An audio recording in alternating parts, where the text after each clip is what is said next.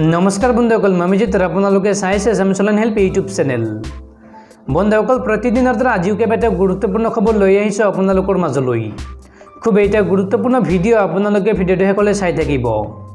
আৰু বন্ধুসকল যদি এতিয়ালৈকে এই ভিডিঅ'ত লাইক কৰা নাই তেন্তে প্লিজ এটা লাইক কৰি দিয়ক। আৰু এনেকুৱা ধৰণৰ নতুন নতুন ভিডিঅ' পাবলৈ চেনেলটো সাবস্ক্ৰাইব কৰি কাষত থকা বেল আইকনটো প্ৰেছ কৰি ৰাখক, যাতে যেতিয়াই মই যিবোৰ ভিডিঅ' আপলোড কৰোঁ তাৰ নটিফিকেশ্যন সকলোতকৈ আগতে আপোনাৰ মোবাইলত যায়। বন্ধুসকল প্ৰথম খবৰটি হৈছে নিৰ্বাচন গল আৰু অধিক সিৰিয়াছ হৈ পৰিল স্বাস্থ্যমন্ত্ৰী ডক্টৰ হিমন্ত বিশ্ব শৰ্মা আৰু বিহু পালন কৰাত বান্ধি দিলে এইবোৰ নিয়ম। ৰাজ্যত তিনিটা পৰ্যায়ৰ নিৰ্বাচনৰ অন্ত পৰিল। ৰাজনৈতিক দলসমূহে হাজাৰ হাজাৰ লোকৰ উপস্থিতিত সভা সমিতি অনুষ্ঠিত কৰিলে। নিৰ্বাচনী প্ৰচাৰৰ ধুমখুমীয়াত কৰোনাৰ কথা পাহৰি পেলাইছিল স্বাস্থ্যমন্ত্ৰী ডক্টৰ হিমন্ত বিশ্ব শৰ্মাই। আনকি অসমত মাস্ক পিন্ধিবলগীয়া পৰিস্থিতি অহা নাই বা তেওঁ নিজেও মাস্ক নিপিন্ধাকৈ গোটেইখন ঘূৰি ফুৰে বুলিও দাম্ভিকতাৰে ৰাষ্ট্ৰীয় সংবাদ মাধ্যমৰ আগত মন্তব্য দিছিল। কিন্তু নিৰ্বাচনী প্ৰচাৰ বা তিনিটা পৰ্যায়ৰ ভোটগ্ৰহণ অন্ত পৰাৰ পাছতেই অধিক সিৰিয়াছ হৈ পৰে স্বাস্থ্যমন্ত্ৰী ডক্টৰ হিমন্ত বিশ্ব শৰ্মা। বহাগ বিহু অসমৰ ৰাজ্যত অতি সুন্দৰকৈ অনুষ্ঠিত কৰিব পাৰিব বুলি ৰাজ্যিক বিজেপিৰ কাৰ্যালয়ত এক সংবাদমেল সম্বোধন কৰি মন্ত্ৰীগৰাকীয়ে কেতবোৰ নীতি নিয়মৰ কথা গাইডলাইন আকাৰত প্ৰকাশ কৰাৰ কথা উল্লেখ কৰে। নিৰ্বাচনী প্ৰচাৰৰ সময়ত প্ৰিয় নেতাগৰাকীক ওচৰৰ পৰা চাবলৈ জনতাই ভিৰ কৰিছিলহি। তেতিয়া তেওঁলোকে কোনো ধৰণৰ কোভিড প্ৰটকল মানি চলা নাছিল, কোনো ধৰণৰ সামাজিক দূৰত্ব দেখা পোৱা নগৈছিল। আনকি মন্ত্ৰী হিমন্ত বিশ্ব শৰ্মায়ো হাজাৰ হাজাৰ মানুহৰ উপস্থিতিত সভা অনুষ্ঠিত কৰাৰ লগতে তেওঁৰ জনপ্ৰিয়তা প্ৰদৰ্শনৰ বাবে প্ৰায় সকলোবোৰ সমষ্টিতে ৰোড শ্ব' কৰিছিল, য'ত নেকি তেওঁ প্ৰদৰ্শন কৰিছিল কোভিডক লৈ তেওঁ কোনো প্ৰকাৰে চিন্তিত নহয়। কিন্তু নিৰ্বাচন পাৰ হৈ যোৱাৰ পাছতেই অসমীয়াৰ বাপতিসাহোন বহাগ বিহু অহাৰ লগে লগে হঠাৎ অধিক সিৰিয়াছ হৈ পৰিল স্বাস্থ্যমন্ত্ৰীগৰাকী আৰু বিহু পালনৰ ক্ষেত্ৰত সামাজিক দূৰত্বৰ কথা উল্লেখ কৰিলে স্বাস্থ্যমন্ত্ৰীগৰাকীয়ে। কিন্তু নিৰ্বাচন পাৰ হৈ যোৱাৰ পাছতে অসমীয়াৰ বাপতিসাহোন বহাগ বিহু অহাৰ লগে লগে হঠাৎ অধিক সিৰিয়াছ হৈ পৰিল স্বাস্থ্যমন্ত্ৰীগৰাকী আৰু বিহু পালনৰ ক্ষেত্ৰত সামাজিক দূৰত্বৰ কথা উল্লেখ কৰিলে মন্ত্ৰীগৰাকীয়ে। বিহু কেনেকৈ পালন কৰিব লাগে তাৰ এখন SOP প্ৰস্তুত কৰা হ'ব বুলি উল্লেখ কৰি মন্ত্ৰী হিমন্ত বিশ্ব শৰ্মাই সংবাদমেলত কয় যে ৰাতি 12 বজালৈকে বিহু অনুষ্ঠিত কৰিব লাগে। বিহু কমিটিয়ে চকীসমূহ সামাজিক দূৰত্ব মানি সজাব লাগে। অৱশ্যে কোনো ধৰণৰ লকডাউন বা নাইট কাৰফিউ অসমত নহয় বুলি উল্লেখ কৰে হিমন্ত বিশ্ব শৰ্মাই। স্বাস্থ্যমন্ত্ৰীগৰাকীৰ মতে বিহুটো যাতে সকলোবোৰ অনুষ্ঠিত কৰিব পাৰে তাৰ বাবে দৈনিক 1 লাখকৈ কোভিড টেষ্ট কৰোৱা হ'ব। মন্ত্ৰীগৰাকীৰ নিজ মুখৰে প্ৰকাশ পোৱা তথ্য অনুসৰি নিৰ্বাচনৰ পূৰ্বে দৈনিক 7,000ৰ পৰা 8,000 কোভিড টেষ্ট কৰোৱা হৈছিল আৰু আজিৰ পৰা 35,000 টেষ্ট কৰাৰ ব্যৱস্থা কৰা হ'ব আৰু পৰ্যায়ক্ৰমে দৈনিক 1 লাখ টেষ্ট কৰোৱা হ'ব যাতে বিহুটো সকলোৱে অনুষ্ঠিত কৰিব পাৰে। এতিয়া সাধাৰণ মানুহৰ মনত প্ৰশ্ন হৈছে যে নিৰ্বাচনী প্ৰচাৰত কৰোনা নহয় নেকি বা বিহু অনুষ্ঠিত কৰিলেহে কৰোনা হ'ব নেকি? নিৰ্বাচনী প্ৰচাৰত সামাজিক দূৰত্বৰ কথা উল্লেখ নকৰা মন্ত্ৰীজনে বিহুৰ সময়তে কিয় সামাজিক দূৰত্বৰ কথা উল্লেখ কৰিলে? বন্ধুসকল, তাৰপিছত 2 নম্বৰ খবৰটি হৈছে EVMৰ ভোটগণনাৰ পূৰ্বে পোষ্টেল ভোটগণনাৰ আহ্বান জনাই নিৰ্বাচন আয়োগলৈ পত্ৰ ৰিপুণ বৰাৰ। 3টা পৰ্যায়ত অনুষ্ঠিত হোৱা অসম বিধানসভাৰ 3য় তথা অন্তিম পৰ্যায়ৰ ভোটগ্ৰহণ 6 এপ্ৰিলত অন্ত পৰিছে। অহা 2 মেত অসমত কৰা হ'ব ভোটগণনা। এনে সময়তে বৃহস্পতিবাৰে অসম প্ৰদেশ কংগ্ৰেছ কমিটিৰ সভাপতি ৰিপুণ বৰাই EVMৰ ভোটগণনাৰ পূৰ্বে পোষ্টেল ভোটগণনাৰ আহ্বান জনাই নিৰ্বাচন আয়োগলৈ এখন পত্ৰ প্ৰেৰণ কৰিছে। পত্ৰখনত প্ৰদেশ কংগ্ৰেছৰ সভাপতিগৰাকীয়ে এই বুলি কৈছে যে বিগত বিহাৰ বিধানসভা নিৰ্বাচনৰ সময়ত EVMৰ ভোটগণনাৰ পিছতে শেষ নিশা পোষ্টেল বেলট গণনা কৰা হৈছিল। ফলত বহু বিসংগতি ঘটা বুলি ছ'চিয়েল মিডিয়াত ব্যাপক চৰ্চা হৈছিল। তেনে পৰিস্থিতিত বহু প্ৰাৰ্থীয়ে অতি কম ভোটৰ ব্যৱধানত পৰাজয় বৰণ কৰিবলগীয়া হৈছিল। সেই সময়ত নিৰ্বাচন আয়োগলৈ সেই সন্দেহৰ তৰ্জনী টোৱাইছিল বুলি পত্ৰখনত কোৱা হৈছে। অসমৰ ক্ষেত্ৰত যাতে ভোটগণনা স্বচ্ছ আৰু নিকাভাৱে সম্পন্ন হয় তাৰ বাবে EVMৰ ভোটগণনাৰ পূৰ্বেই পোষ্টেল ভোটগণনাৰ আহ্বান জনাই ৰিপুণ বৰাই। উল্লেখযোগ্য যে এইবুলি ৰাজ্যৰ জ্যেষ্ঠ নাগৰিক, কোভিড আক্ৰান্ত ব্যক্তি, সাংবাদিক আদি এক নিৰ্দিষ্ট প্ৰক্ৰিয়াৰ মাজেৰে পোষ্টেল বেলট যোগে ভোটদানৰ সুবিধা লাভ কৰিছিল। বন্ধুসকল, তাৰপিছত 3 নম্বৰ খবৰটি হৈছে দেশত পুনৰ আৰম্ভ হৈছে কৰোনাৰ সংহাৰ। 10ম আৰু দ্বাদশ শ্ৰেণীৰ পৰীক্ষা বাতিলৰ আহ্বান জনাই 1 লাখ শিক্ষাৰ্থীৰ পত্ৰ। কোভিডৰ দ্বিতীয়টো ঢৌ কবাই গৈছে সমগ্ৰ দেশকে। এনে পৰিস্থিতিত দেশৰ কেইবাখনো ৰাজ্যত বন্ধ কৰি দিয়া হৈছে শিক্ষানুষ্ঠানসমূহ। বহু ৰাজ্যত নৈশ সান্ধ্য ঘোষণা কৰাৰ লগতে ছত্তীশগড়ৰ দৰে ৰাজ্যত ঘোষণা কৰা হৈছে সম্পূৰ্ণ লকডাউন। এনে সময়তে কোভিড সংক্ৰমণৰ আশংকা কৰিয়েই দেশৰ 1 লাখ ছাত্ৰ ছাত্ৰীয়ে চলিত বৰ্ষৰ মে' মাহত অনুষ্ঠিত হ'বলগীয়া দশম আৰু দ্বাদশ শ্ৰেণীৰ পৰীক্ষা বাতিল কৰিবলৈ দাবী জনাই এখন পত্ৰত স্বাক্ষৰ কৰিছে। এইসকল ছাত্ৰ ছাত্ৰীয়ে হয় দশম আৰু দ্বাদশ শ্ৰেণীৰ পৰীক্ষা বাতিল কৰিব লাগে অথবা অনলাইনৰ জৰিয়তে পৰীক্ষা অনুষ্ঠিত কৰিব লাগে বুলি দাবী জনাইছে। শেহতীয়াকৈ টুইটাৰত কেঞ্চেল বৰ্ড এক্সাম 2021 হেছটেগ ব্যৱহাৰ কৰি ছাত্ৰ ছাত্ৰীসকলে পৰীক্ষা বাতিলৰ বাবে জনমত গঠন কৰাৰ চেষ্টা চলাইছে। এনে জাগৰণৰ প্ৰতি দেশৰ কেইবালাখ ছাত্ৰ ছাত্ৰীয়ে সঁহাৰি জনোৱা পৰিলক্ষিত হৈছে। ইপিনে একাংশ ছাত্ৰ ছাত্ৰী এনে দাবী জনোৱাৰ সময়তে CBSE আৰু council for the Indian school চাৰ্টিফিকেটে এইবুলি স্পষ্ট কৰি দিছে যে পৰীক্ষাৰ সময়ত কোভিড প্ৰট'কল সম্পূৰ্ণভাৱে মানি চলাৰ বিষয়ত গুৰুত্ব দিয়া হ'ব। ছাত্ৰ ছাত্ৰীসকলৰ স্বাস্থ্যৰ দিশটো কোনো পৰ্যায়ে ওলাই কৰা নহ'ব বুলি CBSE স্পষ্ট কৰি দিছে। কোভিডৰ সংক্ৰমণৰ পৰিপ্ৰেক্ষিততে একাধিক ৰাজ্যত নৱম আৰু একাদশ শ্ৰেণীৰ পৰীক্ষা বাতিল কৰি সকলো শিক্ষাৰ্থীকে ওপৰৰ শ্ৰেণীলৈ উত্তীৰ্ণ কৰি দিয়াৰ সিদ্ধান্ত লৈছে। বন্ধুসকল, তাৰপিছত 4 নম্বৰ খবৰটিয়ে হৈছে দেশৰ প্ৰধানমন্ত্ৰী নৰেন্দ্ৰ মোদীৰ বিৰুদ্ধে পুনৰ সৰব হৈ পৰিল কংগ্ৰেছ নেতা ৰাহুল গান্ধী। ৰাহুল গান্ধীয়ে ক'লে যে খৰচা পে চৰ্চা কৰাও প্ৰয়োজন। কংগ্ৰেছ নেতা ৰাহুল গান্ধীয়ে বৃহস্পতিবাৰে পুনৰ কেন্দ্ৰীয় চৰকাৰৰ বিৰুদ্ধে সমালোচনাত মুখৰ হয়। ৰাহুল গান্ধীয়ে প্ৰশ্ন কৰে যে যি সময়ত আন্তঃৰাষ্ট্ৰীয় বজাৰত তেলৰ মূল্য কমিবলৈ ধৰিছে তেনেস্থলত ঘৰুৱা তেলৰ মূল্য কিয় বৃদ্ধি হৈ আছে। হিন্দীত লিখা এটা টুইটৰ দ্বাৰা তেওঁ এই প্ৰশ্ন উত্থাপন কৰিছে।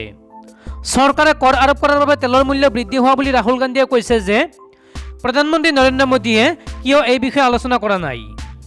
তেলৰ মূল্য বৃদ্ধি হৈ থকাৰ ফলত গাড়ীত তেল ভৰোৱাটো এটা পৰীক্ষাৰ দৰে হৈ পৰিছে বুলি তেওঁ কয়। আনহাতে মোদীৰ শেহতীয়া অনুষ্ঠান পৰীক্ষা পে চৰ্চাৰ পেৰডি কৰি গান্ধীয়ে কয় যে খৰচা পে চৰ্চাও কৰিব লাগে, অৰ্থাৎ খৰচৰ ওপৰতে চৰ্চা হ'ব লাগে। উল্লেখযোগ্য যে আন্তঃৰাষ্ট্ৰীয় বজাৰত তেলৰ মূল্য কমা স্বত্তেও ভাৰতৰ ঘৰুৱা মূল্যৰ হাৰ একেধৰণে আছে। আনহাতে কেন্দ্ৰ আৰু ৰাজ্য উভয় চৰকাৰে কৰ আৰোপ কৰাৰ বাবে দেশৰ বিভিন্ন ৰাজ্যত ভিন ভিন মূল্যত তেল বিক্ৰী কৰা হৈছে। বৰ্তমান দিল্লীত প্ৰতি লিটাৰ পেট্ৰলৰ দাম 90.56 টকাৰ বিপৰীতে ডিজেল বিক্ৰী কৰা হৈছে 80.87 টকাত। বন্ধুসকল, তাৰপিছত 5 নম্বৰ খবৰটিও হৈছে সাৱধান, দেশত কৰোনা ভাইৰাছে লৈছে ভয়ংকৰ ৰূপ। বিগত 24 ঘণ্টাত দেশত নতুনকৈ 1,26,000ৰো অধিক লোক আক্ৰান্ত হৈছে মহামাৰী কোভিড-19ত। কৰোনাৰ দ্বিতীয়টো ঢৌৱে এপিনৰ পৰা মহতিয়াই নিছে সমগ্ৰ দেশকে। বিগত 24 ঘণ্টাত দেশত কৰোনাত আক্ৰান্ত হৈছে 1,26,789 গৰাকী লোক। কৰোনাই এতিয়া পুনৰ ৰুদ্ৰমূৰ্তি ধৰি ৰাজ্যই ৰাজ্যই সংহাৰ চলাই গৈছে। এই গতি অব্যাহত থাকিলে দেশত পৰিস্থিতি অধিক ভয়াৱহ হৈ পৰাৰ আশংকা কৰা হৈছে।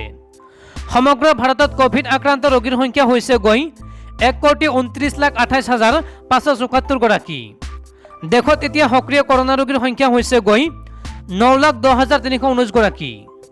এওঁলোকৰ মাজতে সুস্থ হৈ উঠা লোকৰ সংখ্যা হৈছে 1,29,28,574 গৰাকী।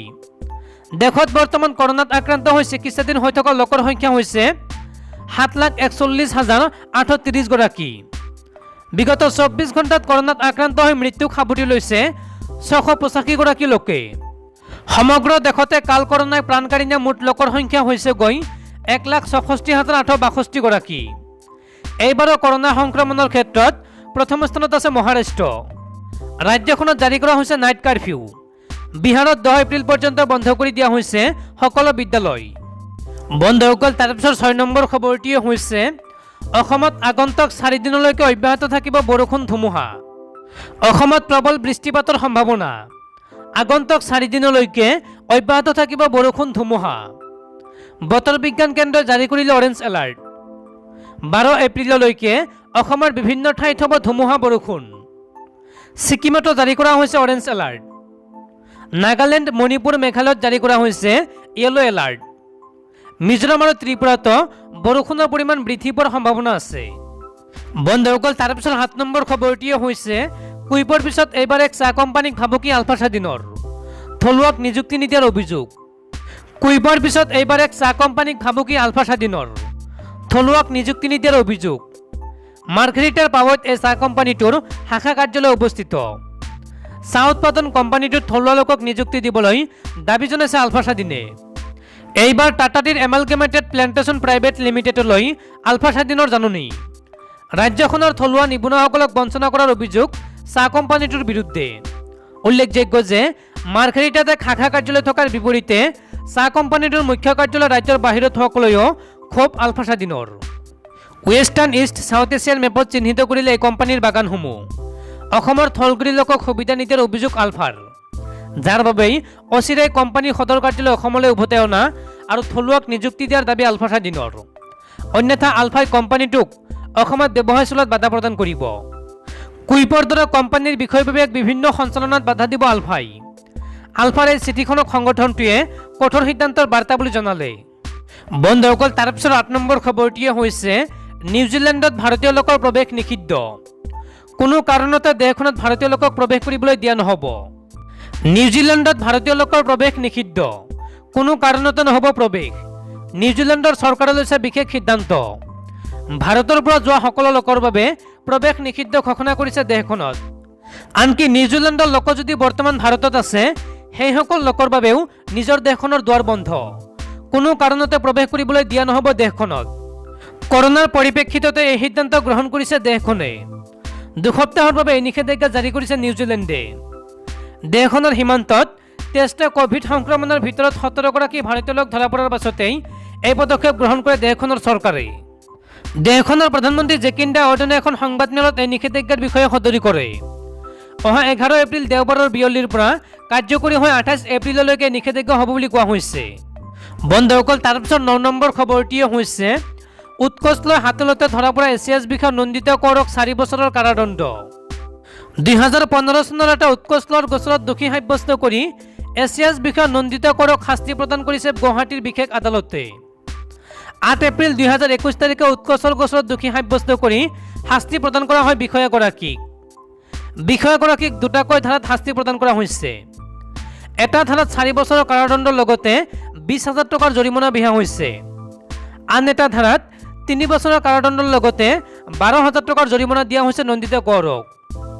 উল্লেখযোগ্য যে 2015 চনত এগৰাকী ঠিকাদাৰৰ পৰা 20,000 টকা উৎকোচ লোৱাৰ সময়তে অসম আৰক্ষীৰ তদন্তকাৰী দুৰ্নীতি নিবাৰক শাখাই হাতলতে আটক কৰিছিল বিষয়াগৰাকীক। উল্লেখযোগ্য যে 2015 চনত এগৰাকী ঠিকাদাৰৰ পৰা 20,000 টকা উৎকোচ লোৱাৰ সময়তে অসম আৰক্ষীৰ তদন্তকাৰী দুৰ্নীতি নিবাৰক শাখাই হাতলতে আটক কৰিছিল বিষয়াগৰাকীক। গ্ৰেপ্তাৰৰ সময়ত DRDR প্ৰকল্প সঞ্চালক আছিল নন্দিতা কৌৰ। বৰ্তমান নন্দিতা কৌৰ চৰকাৰী ছপাহালত উপ সঞ্চালক হিচাপে কৰ্মৰত হৈ আছিল। বন্ধুসকল, তাৰ পিছৰ খবৰটিয়ে হৈছে স্বস্তিৰ নিশ্বাস। অৱশেষত মুকলি কৰি দিলে নক্সালবাদীয়ে অপহৰণ কৰি নিয়া সেনা জোৱানক। স্বস্তিৰ নিশ্বাস। অৱশেষত মুকলি কৰি দিলে নক্সালবাদীয়ে অপহৰণ কৰি নিয়া সেনা জোৱানক। দেশৰ লগতে অসমৰ বাবেও ইতিহাসৰ কলা দিন। ছত্তীশগড়ত নক্সালবাদীৰ আক্ৰমণৰ বলি হৈ প্ৰাণ হেৰুৱাইছিল 2 অসম সন্তানসহ মুঠ 24গৰাকী সেনা জোৱান। সেই আক্ৰমণতে অন্য 32গৰাকী আহত হোৱাৰ বিপৰীতে এগৰাকী জোৱানক অপহৰণ কৰি নিছিল। কোব্ৰা কামাণ্ডাৰ ৰাকেশ্বৰ সিং মনহাওক অপহৰণৰ খবৰৰ পিছতেই নক্সালবাদীক মুকলি কৰি দিয়াৰ আহ্বান জনাইছিল কন্যা আৰু পত্নীয়ে। সকলো উৎকণ্ঠাৰ অৱসান ঘটাই বৃহস্পতিবাৰে 5টা দিনৰ অন্তত নক্সালবাদীয়ে মুকলি কৰি দিয়ে সেনা জোৱানজনক। উল্লেখযোগ্য যে 3 এপ্ৰিল তাৰিখে ছত্তীশগড়ৰ জনাগড়ত ভাৰতীয় সেনাৰ ওপৰত হঠাৎ আক্ৰমণ চলাইছিল নক্সালবাদীয়ে। বন্ধুসকল, তাৰ পিছৰ খবৰটিয়ে হৈছে কোভিড সংক্ৰমণৰ প্ৰতি লক্ষ্য ৰাখি বঙাইগাঁৱৰ 2খনকৈ বিদ্যালয়ত বন্ধ কৰি দিয়া হ'ল পাঠদান।